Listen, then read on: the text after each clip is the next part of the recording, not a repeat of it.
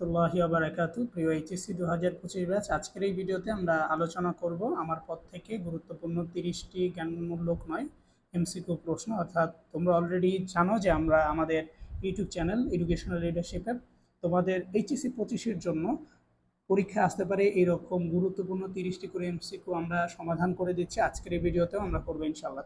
তাহলে চলো দেরি না করে শুরু করছি ভিডিওতে। সো আমাদের 1 নম্বর প্রশ্ন, নজরুলের বিদ্রোহ মূলত কার বিরুদ্ধে? নজরুলের বিদ্রোহ ছিল, অর্থাৎ কাজী নজরুল ইসলামের বিদ্রোহের কথা বলা হয়েছে, সেটা ছিল অন্যায়ের বিরুদ্ধে ছিল। দেন আমাদের প্রশ্ন নম্বর 2, মাত্র 43 বছর বয়সে কাজী নজরুল ইসলাম সাহিত্য সাধনায় ইতি টানলেন কেন? কারণ কি? কারণ তিনি যে তার সাহিত্য সাধনার মধ্যে ইতি টেনেছিলেন, কারণ তিনি দুরারোগ্যে আক্রান্ত হয়েছিলেন, এই জন্য আর কি। সো এরপর আমাদের 3 নম্বর প্রশ্ন, সেটা হচ্ছে আমার পথ প্রবন্ধে কাজী নজরুল ইসলাম কাজী নজরুল ইসলামের মতে মহাত্মা গান্ধী আমাদের কি শিখিয়েছিলেন? মহাত্মা গান্ধী আমাদের শিখিয়েছিলেন স্বাবলম্বন করা, অর্থাৎ নিজের উপর একটা ভরসা রাখা। এটা হচ্ছে মহাত্মা গান্ধী শিখিয়েছিলেন, বাট আমরা উল্টাটা বুঝেছিলাম। দেন প্রশ্ন নাম্বার হচ্ছে 4, কি উপায়ে সত্যকে পাওয়া সম্ভব বলে প্রাবন্ধিক মনে করেন হচ্ছে যে যখন আমরা ভুলকে শনাক্ত করতে পারবো বা ভুলকে সংশোধন করতে পারবো, তখনই অ্যাকচুয়ালি আমাদের সমাধান হওয়া উচিত। আমার পথ প্রবন্ধে প্রাবন্ধিকের মতে মানুষ ক্রমেই ছোট হয়ে যায় কিভাবে? মানুষ ছোট হয়ে যায় কিভাবে? মিথ্যাকে আশ্রয় করে, অসচেতনতার কারণে, নাকি হচ্ছে তোমার বিনয় প্রকাশের মাধ্যমে, নাকি শ্রেয় সত্যকে অবজ্ঞার মাধ্যমে? শ্রেয় সত্য অর্থাৎ যখন সে তার নিজের সত্যকে বিসর্জন দেয়, তখনই সে হচ্ছে কি হয়ে যায়? একদম নিম্ন প্রজাতির হয়ে যায়, যেটা কিনা আমরা অলরেডি জেনে গিয়েছি। দেন আমাদের 6 নম্বর প্রশ্ন, কে ধর্মকে ঘৃণা করতে পারে না? কে ধর্মকে ঘৃণা করতে পারে না? যার নিজের ধর্মে বিশ্বাস আছে, অর্থাৎ যে নিজের ধর্মকে বিশ্বাস করে, সে কোনো ধর্মকেই ঘৃণা করতে পারে না। এটা কে বলেছে? এটা কাজী নজরুল ইসলাম বলেছে। আমার পথ প্রবন্ধে তিনি সুন্দর করে এই কথাটা উল্লেখ করেছেন এবং বলেছেন। সো খুব ইম্পর্ট্যান্ট একটা কথা তিনি তখন বলেছেন, যেটা আমাদের কাছে খুবই ভালো লেগেছে। দেন আমাদের আরেকটা 7 নম্বর প্রশ্ন, সেটা একবার আপনারে চিনতে পারলে যে এ যাবে অচেনারে চেনা, ও আপন খবর আপনার হয় না। লালনের এই কথাটি আমার পথ প্রবন্ধের কোন কথার সমর্থক হয়েছে? এটি কোন কথার সমর্থক হয়েছে? এটি হচ্ছে আমার পথ দেখাবে আমার সত্য এই কথার সাথে। বঙ্গবন্ধু 7ই মার্চ ভাষণের সত্য মোকাবেলা করতে প্রত্যেক ঘরে ঘরে দৈর্ঘ্য তুলতে বলেছিলেন, কারণ কি? কারণ হচ্ছে তিনি বলেছিলেন এই জন্য যে আত্মনির্ভরতার জন্য। দেন আমার পথ প্রবন্ধে কাজী নজরুল ইসলাম নিজেকে চেনা বলতে কি বুঝিয়েছেন? নিজেকে চেনা বলতে তিনি বুঝিয়েছেন নিজের সত্যকে চেনা এবং নিজের লক্ষ্য এবং বোধকে চেনা। এই 3টার কথা তিনি বলেছেন, 2টার কথা। দেন একটা উদ্দীপক পরে আমরা 10-11 প্রশ্ন উত্তর দিব। রায়হান একজন উচ্চশিক্ষিত যুবক। রায়হান হচ্ছে একজন উচ্চশিক্ষিত যুবক। পড়াশোনা শেষে সবাই চাকরির পেছনে ছুটলেও রায়হান তা করে না, সে গ্রামের বাড়িতে গিয়ে কৃষি খামার করে।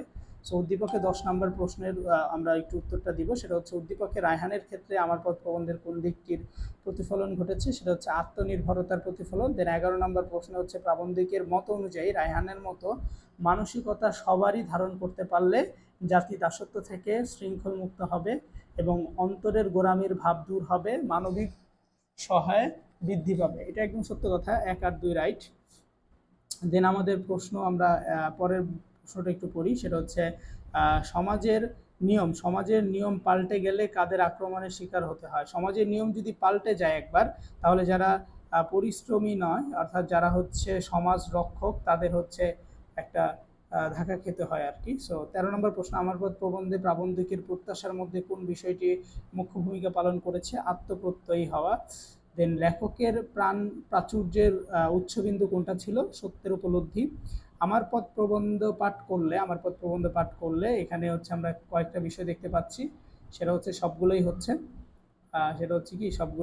দেন আমাদের 16 নম্বর প্রশ্ন, নজরুল কবে বাঙালি পল্টনে যোগ দেয়? কাজী নজরুল ইসলাম 1917 সালে বাঙালি পল্টনে যোগ দিয়েছিলেন, যেটা আমরা জানি।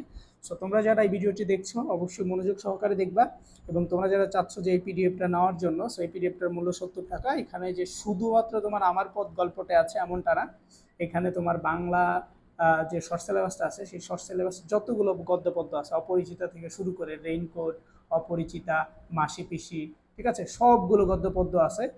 তারপরে তোমার হচ্ছে নাটক উপন্যাসও আছে। সো এগুলোর মধ্যে এমসিকিউ আছে। তুমি চাইলে এই পিডিএফটা নিতে পারো 70 টাকা দিয়ে। হোয়াটসঅ্যাপে যোগাযোগ করলেই হবে, এই ভিডিও ডিসক্রিপশনেও হোয়াটসঅ্যাপ নাম্বার দেওয়া থাকবে। দেন আমাদের প্রশ্ন নাম্বার 17, কারা বাইরের গোলামি থেকে রেহাই পায় না? যাদের অন্তরে গোলামির একটা ভাব আছে তারা কখনোই রেহাই পাবে না, এটা আমরা জানি। যে নিজেকে জানো উক্তিটি আমার প্রবন্ধে, আমার পথ প্রবন্ধের কোন দিকটি ফুটে চলেছে? সেটা হচ্ছে স্বাবলম্বন, অর্থাৎ নিজেকে জানা মানে হচ্ছে নিজেকে গুরুত্ব দেওয়া আর কি। সো মোখলেস সবসময় তার অফিসের বড় কর্মকর্তার সামনে মাথা হেট করে থাকে, এমনকি বড় কর্মকর্তা তাকে শত অপমান করলেও সে তার গায়ে মাখে না। আমার পথ প্রবন্ধ অনুসারে উদ্দীপকের মোখলেস কোনটিকে অস্বীকার করেছে? এটা তিনি হচ্ছে তার নিজের যে একটা সত্য আছে, আপন সত্য, সেটাকে তিনি অস্বীকার করে ফেলেছে।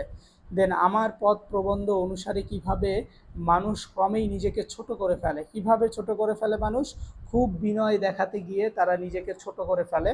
দেন আমাদের প্রশ্ন নাম্বার হচ্ছে, আমরা পরবর্তী একটা প্রশ্ন 21 নাম্বার, আমার পথ প্রবন্ধে কাজী নজরুল ইসলাম গোটা সমাজকে কি করতে চেয়েছেন? কাজী নজরুল ইসলাম গোটা সমাজকে ঐক্যবদ্ধ করতে চেয়েছিলেন। সো ঐক্যবদ্ধ করতে চেয়েছিলেন। দেন আমাদের পরবর্তী প্রশ্ন 22 নাম্বার, প্রাবলম্বনকে কিসের প্রতীকের সাথে তুলনা করা হয়েছে বা কিসের সাথে তুলনা করা হয়েছে? দাসত্বের সাথে তুলনা করা হয়েছে। এবং আমার পথ প্রবন্ধে প্রাবন্ধিকের বাইরের গোলামি বলতে কি বোঝানো হয়েছে? সমাজের গোলামি করা, এটাই বোঝানো হয়েছে। আমার পথ প্রবন্ধে কাজী নজরুল ইসলাম নিজের ক্ষেত্রে কি কি তুলনা করেছেন? তিনি নিজের ক্ষেত্রে যে বিষয়টার সাথে তুলনা করেছেন সেটা হচ্ছে কর্ণধার, পথ প্রদর্শক, কাণ্ডারি। তিনি এটা নিজেকে মনে করেন। এবং আমার পথ প্রবন্ধে কাজী নজরুল ইসলামের ভাবনা হচ্ছে বিন্দুতে সিন্ধুর উৎসার জায়গা, সিন্ধুতে মহাসাগরের উৎসার জায়গায় নাকি সত্য প্রকাশের আহ্বান জায়গায়। তিনটা 1 আর 3 উত্তর হবে। দেন আমরা আরেকটু উদ্দীপক পড়ব। সেই উদ্দীপকটা হচ্ছে, কাদের জীবনে নানান ধরনের ভুল করেছে? কাদের জীবন হচ্ছে নানান ধরনের ভুল করেছে, এখন সে বুঝতে পেরেছে জীবনে ভুল না করলে তার পক্ষে সঠিক পথ খোঁজা সম্ভব হতো না। উদ্দীপকে আমার পথ প্রবন্ধের সাথে কোন বিষয়টির মিল রয়েছে? এখানে ভুলের মধ্য দিয়েই সত্যকে পাওয়া যায়, এটার মিল রয়েছে।